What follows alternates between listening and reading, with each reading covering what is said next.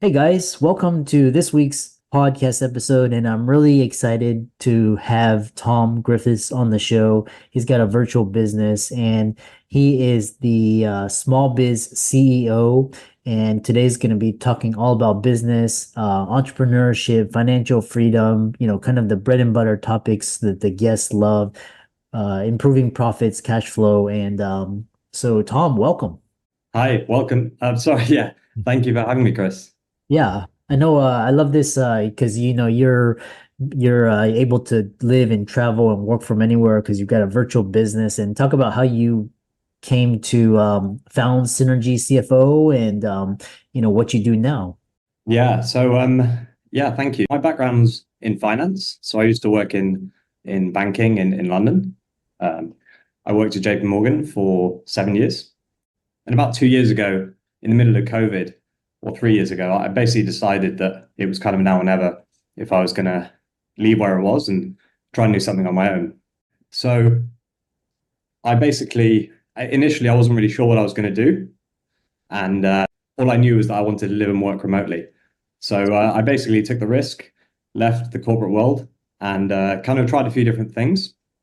And what I found was that a lot of my old friends from kind of, well, that I've built up over the years were asking me questions around kind of how to run a business, and questions relating to the finances. And so what I realized was that actually all of this stuff came pretty naturally to me. But clearly, if my friends were asking me, then there was potentially a big problem. And so, yeah, I focused on for a few years on a variety of different things. So, like helping with acquisitions, helping a couple of businesses sell as well, exit their business, and also the basics, improving cash flow, improving the numbers.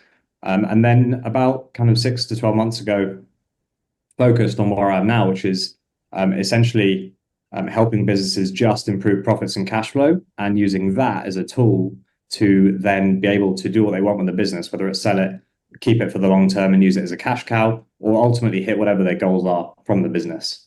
Yeah.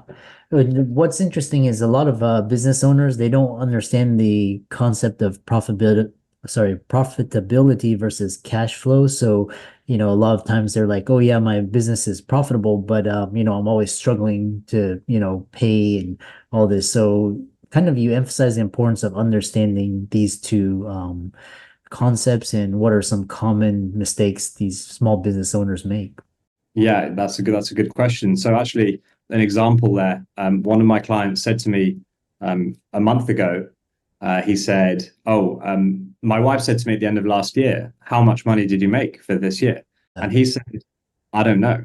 The profit and loss says that we made X. I think it was about 100K or something, Yeah. but we haven't got any cash in the bank account, so we can't take any money out." He said to me, "Well, how much did I make? Can you explain it to me?" And so, yeah, the difference between profit and cash flow is essentially profit is the amount of revenue that you bring in from sales minus all your costs. But then what happens then is you have cash flow, and from profit, you have to make adjustments before you actually get the amount of cash that you're able to take home. So, for example, he had to repay some debt. He had to make a few investments in the business, which all caused cash flow to fall. And then one of his clients didn't pay him. Which he lost 20K there. So ultimately, the effect on cash was that there wasn't much left, but the profit said a different thing entirely. So yeah, understanding the difference between the is really important.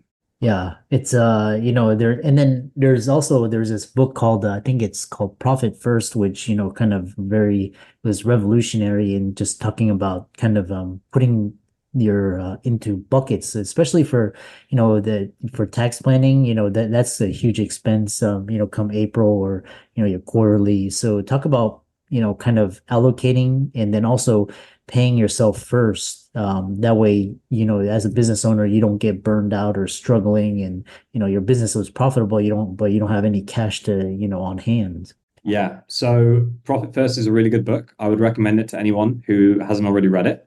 The methodology it teaches is really good as well and really effective. You've heard similar methodologies to that in the likes of Rich Dad Poor Dad, which is a very famous book. And then there's another name for it, which is the envelope method. And they all kind of do the same thing. Ultimately, you need to pay yourself first. And what happens when you pay yourself first from the business? So instead of paying yourself last with the breadcrumbs left over at the end of every month, you pay yourself at the first of every month before you pay all your other bills. What happens psychologically is that you're forced to then run the business on less money. And something magic happens where somehow profit increases. It might be a hard thing to get your head around without actually trying it, but give it a go and see what happens. Yeah. Yeah, there's this story because one of my colleagues, she has a derm practice, and there was bringing in like $1 million of revenue a year, but then she was like, "Yeah, I'm making $1 million a year," but then like come like all of her expenses were like 1.1 million, and she's like, "Yeah, my business is negative," so it's kind of these understanding how to manage cash flow, keeping track of expenses. So, profitability pathways, and you've got a keen eye for turning around struggling businesses. What are practical strategies business owners can implement to significantly improve their profitability in the next quarter? Yeah. So I teach people exactly the same methodology that I actually do with them. So whether you work with me or whether you just do it yourself, this is what needs to happen. So number one is you need to get clear on where you are now. Okay. It's impossible to make decisions going forward without actually understanding where you are now. Okay. So this might mean having a conversation with your accountant or your bookkeeper. And if your accountant or bookkeeper are not capable of telling you where you are today, then you need to consider getting a new accountant or bookkeeper. Most of the time, the accountant tells you the numbers kind of 4 to 6 months after the end of the previous year. So by the time you look at them, they're out of date. You need to understand where you are today. That's number one. And then from that, we need to work out the key drivers of the business. And the key drivers of the business are the same for every business. There are 16. Okay, but you need to look at your business and work out what the main drivers of revenue, profit, and cash flow are. And then we need to work out where the business is heading. So let's make a forecast for all the crucial numbers, so revenue, profit, and cash flow, of where we're going to end up by the end of the year. Okay. And then based on that, we need to create a plan for the next 30 days. So what are we going to focus on for the next 30 days to make the biggest difference to profit, revenue, or cash flow over the next 30 days? So by doing that, we get really clear on where we are. We make the best strategic decision going forward so that we're focused on the main thing that's going to increase profit or cash flow by the most. And we're not, the business owner is not spinning too many plates, trying to do everything at once, and not really knowing what to focus on. Because what a lot of business owners do, if you think about a doctor or a dentist, they train as doctors or they train as dentists, and then they become or they start their own practice. So nobody's actually trained them on how to actually run a business. And the same applies to other industries. A marketer starts a marketing agency, and so on and so on. But they're experts in their field. They're not experts at actually running a business in the most efficient way possible. So it's no surprise that that person doesn't necessarily know what to focus on for the next 30 days so that they can have a healthy, growing, profitable business. They know how to do what they do best, which is, see patients, whatever it is, not necessarily focus on the right thing in the business. So what we need to do is we need to understand and get clear on what to focus on over the next 30 days to have the biggest impact on cash flow and profits. And then in 30 days, we repeat the process again. Yeah. Yeah, I love that. It's all about the numbers, and it's kind of like the great way of describing it was kind of flying a airplane or driving a car, and it's like you got the numbers, you have the immediate long, and you have the long term, and you got to keep a track on the dials. One thing that is particularly interested is startups versus established startups versus small business versus large corporations, and particularly a lot of entrepreneurs they're in the startup phase, and whether they're bootstrapping or they take on friends and family or angel or venture capital. How does the especially the cash flow work for startups? Because sometimes I know one of my friends, they took everything in equity, took a very minimal salary. Sometimes even the owner entrepreneur, they'll put their salary and put it back into the business. Talk about kind of funding the startup phase. Yeah. So in the initial stages of a business, ultimately the cash that you need to start either comes from the owner themselves or from someone else. or it's bootstrapped and there's no money required. But the goal for the business has to be to improve cash flow. Okay, because the stats on business failure are terrible. I mean, about 50% of businesses go out of business by their fifth birthday, and it's about 96% by the time it's their 10th birthday. And all of those businesses go out of business for one reason, and that one reason is that they lacked cash. They ran out of money. So all of those businesses would have survived had they had enough money, had they had enough cash. And so therefore, the focus of any business has to be to make as much cash as possible, not profits, but cash.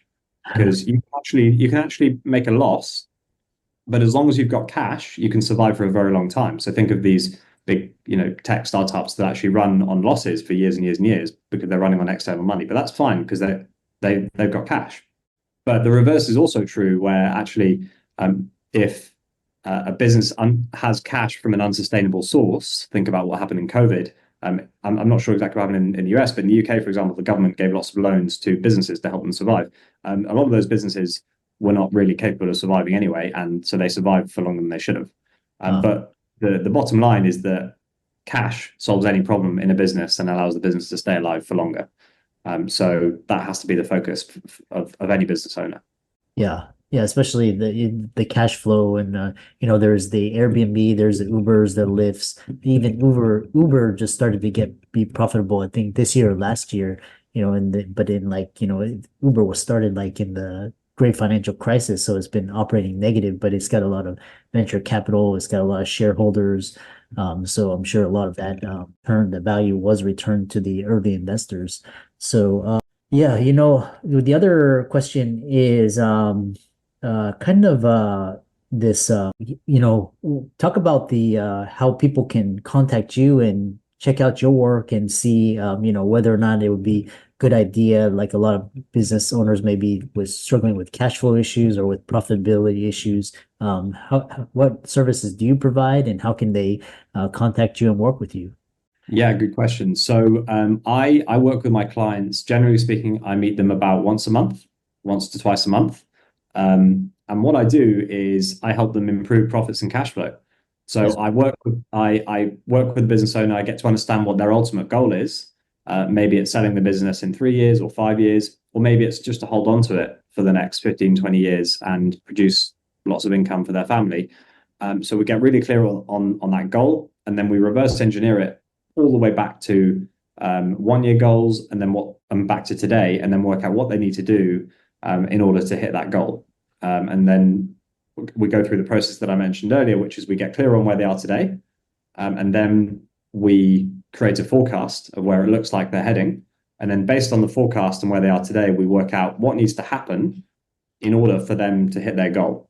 And then we focus on the most important 2 or 3 things for the next 30 days. And then we repeat the process over and over again. And the result is always so that the business owner can have a more successful business that produces consistent profits and cash flow. So that's kind of how I work with my clients. In terms of how people can get hold of me, what I can do, I can provide a link to a landing page. And on that landing page, if you sign up, I can give you a free report, which basically outlines the 16 drivers of profit and cash flow and how to improve them. So even if you decide not to work with me, if you go through this report, you will understand what drives the profit and cash flow in your business. It's the same for every business. It doesn't matter whether it's Google, Uber, or a one-person dental practice on a high street in a small town. It's exactly the same. So yeah, I can provide this landing page, and then I'll send you the report over email. I also do free trainings on exactly how these 16 drivers work. And I've got one coming up in a few weeks. So if you sign up for the report, then I can send you the information on that training as well. Yeah. Yeah, that's a really great conversation. And the other as we kind of round it out, and all of Tom's resources will be in the links and show notes, and be sure to give his socials a like and follow. One final question that most business owners listening to this is, you mentioned that most business owners make less than 100K a year. And why is that? And how can entrepreneurs break out of this earnings bracket to achieve greater financial freedom because, you go on the socials and Instagram and, Twitter, and there's all these people saying, they make, this X amount, and I don't know if it's real or not, but how can people break that earnings bracket? Yeah. So the stat is that about 86% of business owners make less than $100,000 a year. Mm. So if you're making less than 100K and you're running your own business, then you're taking on too much risk, probably putting in too much time. And for all of that risk and all of that time, you may be better off getting a job. So what I say is, these business owners, they've got the worst of both worlds because they've got a job, they bought themselves a job, but without the steady paycheck. And most business owners go into business because they want control. They want control of their time and also control of how much money they make. So what is the solution? Back to your question. Well, the solution is kind of along the lines of what we've been talking about, really, is to turn your business into what I call a money-making machine, which is a vehicle that produces consistent profits and cash flow. And by doing that and going through the process that we've kind of already been through today, you can reverse engineer it and work out what needs to happen for you to be able to take more money out of the business or for you to spend less time working in the business. Yeah. So back to those actionable steps that we'll be taking every 30 days, it doesn't mean that in 30 days you're going to go from working 6 days a week to 4 days a week. But it means that we'll be working along the right lines to get you achieving that goal. Yeah. Yeah, I love that. And for all the audience out there let's thank Tom for coming on, and be sure to check out his resources. And thanks so much for coming on to the podcast. Thank you for having me, Christopher. Pleasure to be here.